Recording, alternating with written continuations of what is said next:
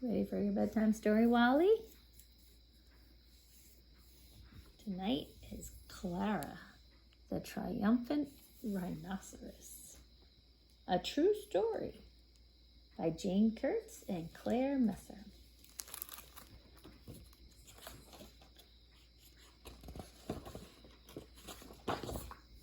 Clara was born in India in 1738.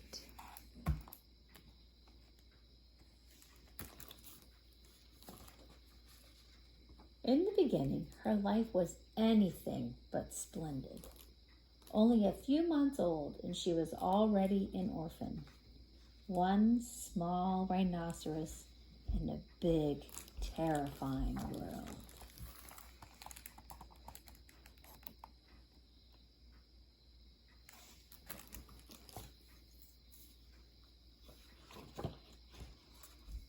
Luckily, Clara was taken in by a kind Dutch merchant.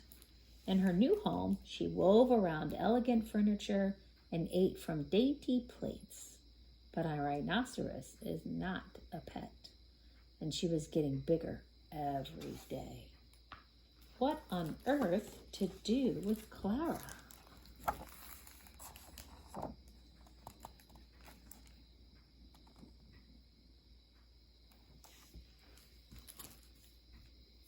What do we do?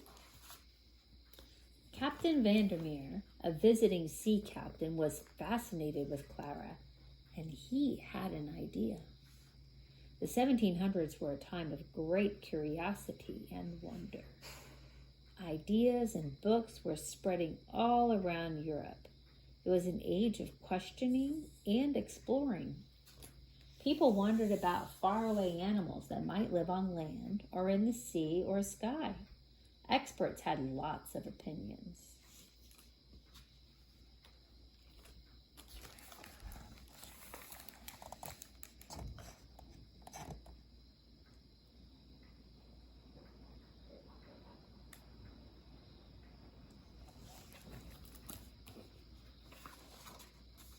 Captain Vandermeer wanted to take Clara back with him to Europe so people could see for themselves just how wonderful. Oh, I'm ready for bed too, Wally. A rhinoceros was. When his ship left Calcutta, Clara was on board.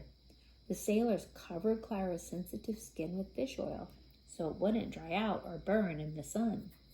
During the long sea voyage, Captain Vandermeer did all he could to make Clara comfortable. The two of them became a kind of family. 6 months later, the ship finally reached Rotterdam.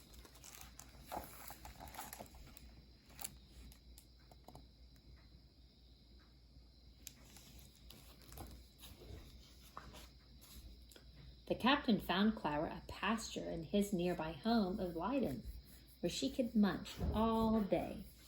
Clara ate and ate and ate, growing bigger, heavier, and stronger than anyone could have imagined. News about Clara began to spread. Scholars paid to study her. The first picture of her ended up on the cover of a very important scientific book. After 5 years, the captain decided it was time for people all over Europe to meet Clara. He just knew he could transport 3 tons of rhinoceros for thousands of miles on wooden wheels.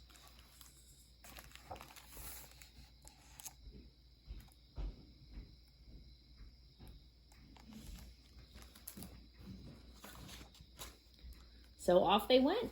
Through Germany, through Austria, onward. Sometimes Clara swept into town in a special carriage pulled by prancing horses. Sometimes swordsmen surrounded the carriage.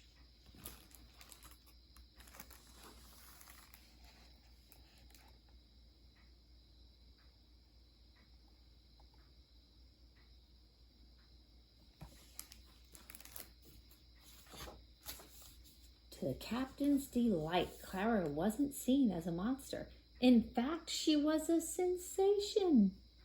Everybody wanted to meet Clara.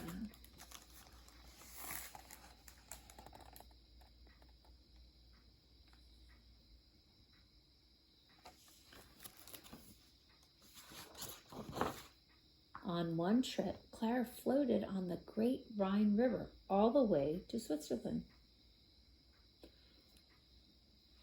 How did the captain coax her to get in and out, on and off, up and down? Oranges. Clara loved oranges. She would follow them everywhere.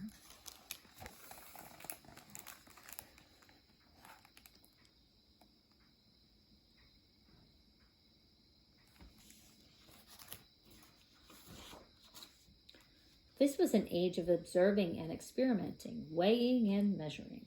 Officials crawled under and around Clara with tapes. She was gently hoisted into the air by pulleys attached to scales. It was also an age of kings and queens. Empress Maria Theresa admired Clara and shared her amazement with her children.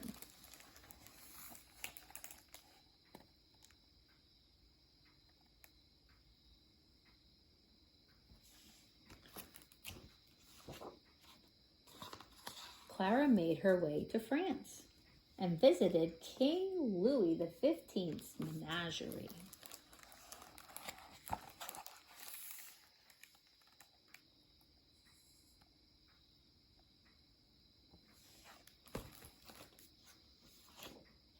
In fact, all of Paris fell into Clara mania. The women of Paris even created a rhinoceros hairstyle with braids and ribbons. Since this was an age of art, of course Clara was painted, even life-sized. Her image was celebrated in words and gleaming ceramics. Hey, buddy.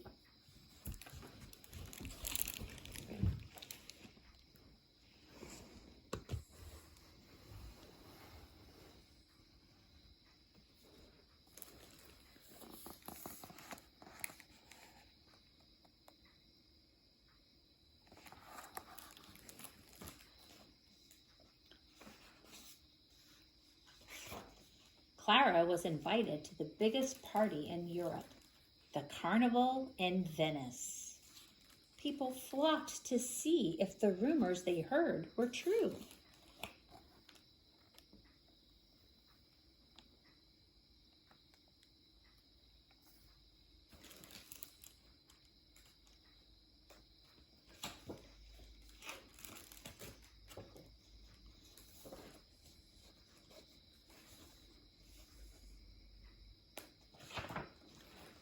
Had Clara drowned on her way to Venice?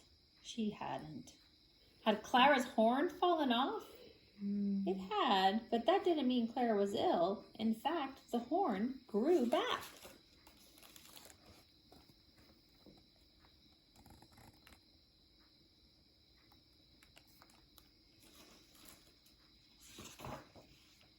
For 17 years, she met farmers and children, merchants and scientists. One rhinoceros could only be a small piece of the scientific revolution. But Clara changed forever how people thought about her species and about other big animals of the land, sky, and sea.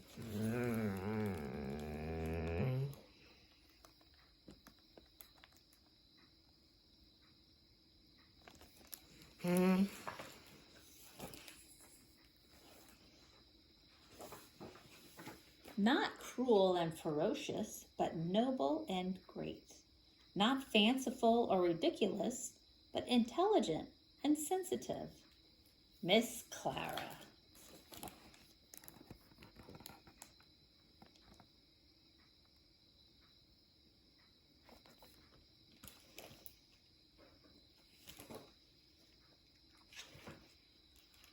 Clara, once so small and alone, ended her life a triumph, adored by thousands. One big rhinoceros in a wide, welcoming world.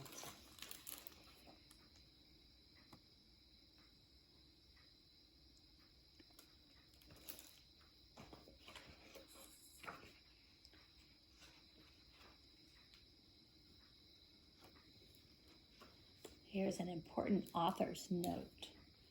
Though the Dutch sea captain treasured Clara and took the best care of her he could, Attitudes toward the keeping of wild animals have thankfully changed dramatically since their time.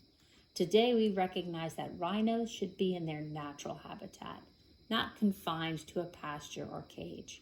Yet rhinos and many, many other wild animal species still need the help of humans to make sure they are not wiped out. Today, 260 years since Clara's time, it's even harder for people and rhinos to coexist. The number of Indian rhinos, Clara's species, dropped to fewer than 200 in the wild in the 1950s. Now, thanks to protection and conservation efforts in Assam, India, where Clara was born, there are more than 4,000. Other rhino species are under more pressure. In 2014, when a northern white rhino died at the San Diego Zoo, only 5 were left alive in the whole world. There are now only 2 alive, meaning they are essentially extinct. The number of southern white rhinos plunged to only 20 at one point. After a century of conservation efforts, there are about 20,000 southern white rhinos in protected areas and private game reserves, especially in South Africa. Their comeback is a major conservation success story. Luckily, scientists, conservationists, zookeepers, and others are doing modern-day versions of what the Dutch sea captain did, studying rhinos, figuring out what they need to survive, and sharing knowledge of these magnificent creatures with others. The organization Save the Rhino puts it this way: if people do not know about these amazing animals and the problems they are facing, how can we expect them to want to do something to help save the rhinos?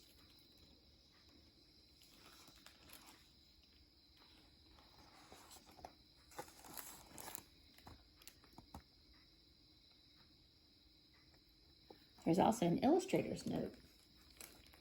I first heard of Clara when she was mentioned on an episode of David Attenborough's Natural Curiosities.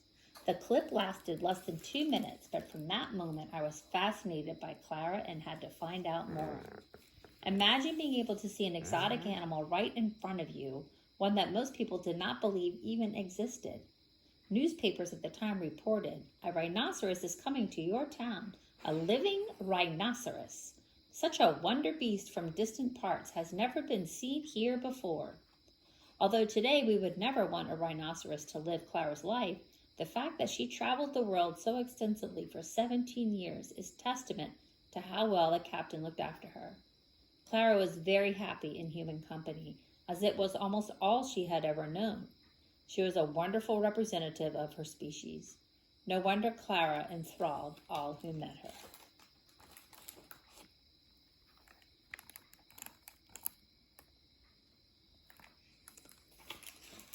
The end.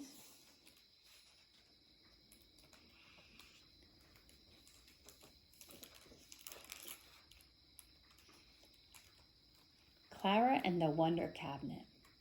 Cabinets of curiosities, or wonder cabinets as they became known, were very popular in the 18th century as showcases of the owner's worldly knowledge and displays of wealth.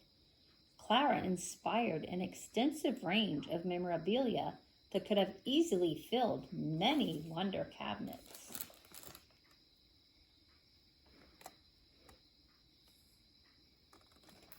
Here are some Clara artifacts that are still surviving today.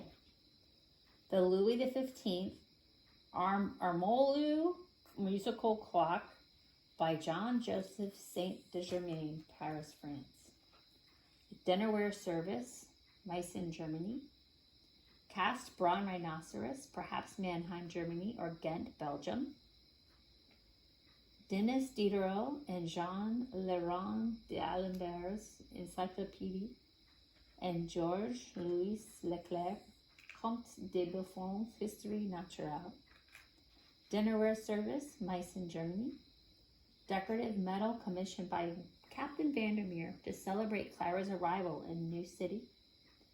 White Marble Rhinoceros by Augustin Bernard Francois Portois, probably Ghent, Belgium. That's so cool to think about this stuff still existing today.